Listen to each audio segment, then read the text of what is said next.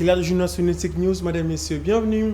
On va commencer par cette réaction sur le rejet de la motion initiée contre les VPN de l'intérieur et sécurité, Jacques Chabani, dont maître Arnold Bombolo, qui est directeur de cabinet adjoint de Jean-Marc Abound, dénonce des pesanteurs politiques sur la décision de la plénière. Pour lui, les irrégularités qui sont révélées par l'Assemblée nationale ne sont pas fondées, étant donné que la question n'a pas été alignée 48 heures avant, en respectant le règlement intérieur de cette chambre basse du Parlement. Il est ici au micro des Blanchis Lungala. Je félicite l'initiateur de la motion. Il a pris l'initiative qui était louable, qui était noble. Pourquoi il a pris cette initiative? Parce que il a constaté que l'insécurité dans la ville de Kinshasa ainsi que sur tout le temps du pays sont pleins. Le rejet de la motion n'était pas un rejet, s'il faut dire, fondé. Pourquoi? Parce que les gens ne peuvent pas confondre les droits parlementaires ainsi que certaines autres sources de droits. Les droits parlementaires n'est pas à confondre avec les droits ou soit la procédure civile. Les droits parlementaires n'est pas un droit dit du rigorisme excessif. C'est un droit procédural. Le droit du rigorisme excessif veut tout simplement dire que la plus petite irrégularité entraîne ipso facto la nullité de l'acte. Mais tandis que les droits parlementaires n'étant pas un droit du rigorisme excessif, donc ces rejets suivant les irrégularités telles que présentées par le député qui était contre la motion, ces irrégularités-là ne sont pas fondées. Parce que le droit parlementaire, c'est un droit procédural. Est-ce que la procédure n'a pas été respectée? Nous disons oui, la procédure était respectée. Et c'est le bureau de l'Assemblée nationale qui avait violé le règlement intérieur de l'Assemblée nationale. Il n'a pas fixé la motion conformément au règlement intérieur de l'Assemblée nationale. Que dit le règlement? Lorsqu'un député dépose une motion, c'est dans les 48 heures qui suivent, la motion doit être alignée.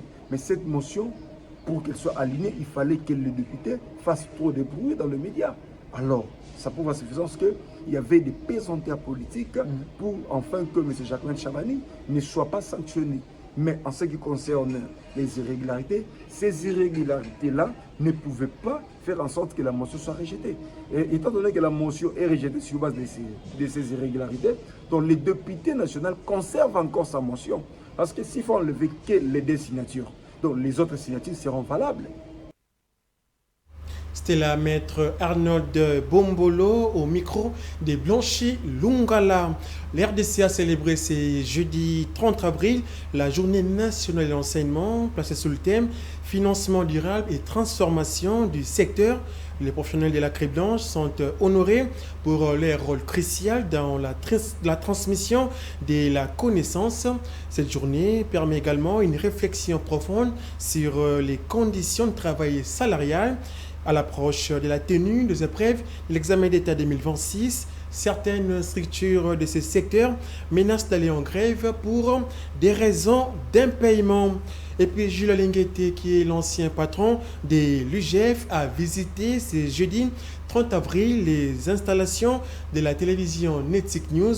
Lors de cette visite, Alinguete a salué le sens professionnel et patriotique du directeur général Gauthier Sey et son sens d'engagement pour la modernisation du paysage médiatique congolais. On écoute ici dans cet élément. Je viens de visiter vos bureaux, les plateaux. C'est un travail de qualité. Félicitations pour ce que vous avez fait. Et j'ai des petits conseils à vous donner. Restez tout d'abord professionnel. Restez professionnel et travaillez dans le respect des lois de la République en matière de communication et de presse. Soyez aussi déontologique. Je souhaiterais que vous puissiez sortir des sentiers battus, sortir des ordinaires pour innover. Et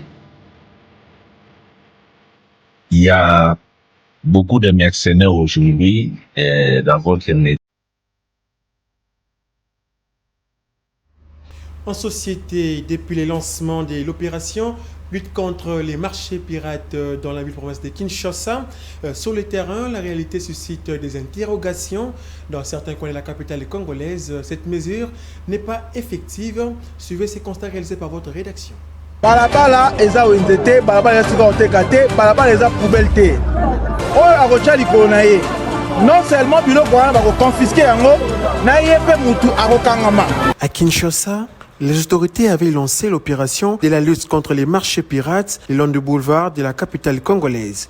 Cette mesure n'est pas effective dans plusieurs coins de la ville. Dans la commune de Limete, précisément à la 7e rue industrielle et résidentielle, les installations des marchés pirates n'ont pas été touchées par les éléments de la police, comme l'avait ordonné l'autorité urbaine. Le commerce est fait comme à l'accoutumée. À Bandalungwa, au niveau du parking Mollard, quelques tables ont été cassées, mais d'autres marchandises restent bâchées dans l'attente de reprendre la vente le soir. Selon les autorités de la ville, cette opération vise à dégager la voie publique afin de fluidifier la circulation et épargner les vues des commerçants qui vendent sur la chaussée. Dans le passé, le gouvernement provincial avait lancé la même stratégie, malheureusement, n'avait pas produit les résultats escomptés. Toujours en société, le pneumaticien, souvent appelé Quado, nous plonge dans un univers fascinant. Au-delà de la vente et de l'installation des pneus, il assure également la sécurité et le confort des usagers de la route à travers leur savoir-faire technique et leur sens du service. Les artisans garantissent que chaque véhicule est en parfait état. Le détail dans ces propos recueillis par Rabat Batalungu Ramazan. Na pneu tout la permutation tous les pneu ya sika to tia na jante to kozwa pneu o eza na o clé na nga pepete na kofongola pneu le na kofongola pneu afongoli bon musala libende oza musala ko finale to fina pneu finana après oza moni afini yango pine finani oza ba demande oyo nde songa biso tobimisa pine na jante bisonga biso tobimisa pine na jante okobimisa pine na jante boye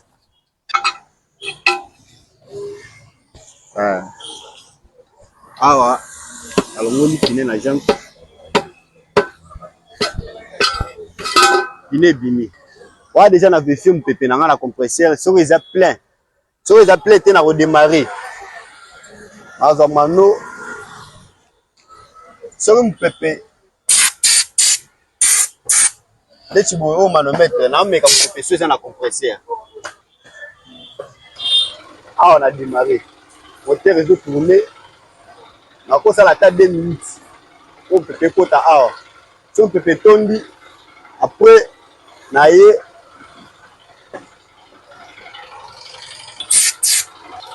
avant la chambre pépé il faut aller dans le vestiaire pression déjà ma caisse so pression déjà ma caisse yango nde permettre na déjà na ki déjà que pression déjà ma caisse na ko chambre pépé to chambre pépé boye c'est petite difficulté so pépé zo contacter to vérifier to tse ba chasser na ba vidéo za na ba pneu to ta chasser pour na ba vidéo ane kangama après pour pépé vendre na pneu tala niyo na sana pépé kosi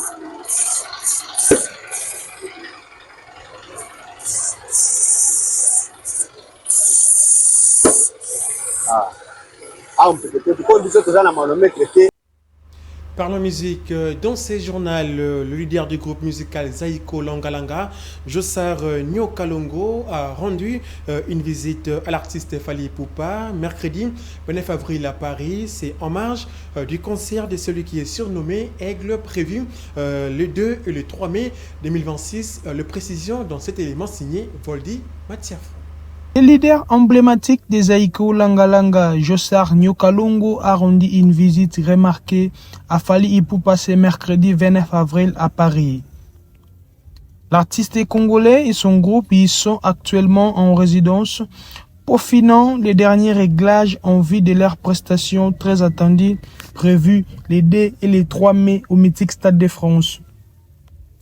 Cette rencontre entre des grandes figures de la musique congolaise témoigne d'un esprit de solidarité et de la reconnaissance mutuelle au sein de l'industrie musicale. La visite de Jossar Nyokalongo intervient dans un contexte fort de mobilisation autour de ces concerts historiques qui suscitent déjà un engouement très considérable auprès des fans et aux amoureux de la bonne musique. À cette occasion, Jossar Nyokalongo a officiellement confirmé sa présence lors de ces grands événements majeurs, renforçant ainsi une portée symbolique de ce rendez-vous. Sa participation s'inscrit comme un soutien de poids à Fally Ipupa et souligne l'importance de ces concerts pour le rayonnement de la musique congolaise et africaine sur la scène internationale.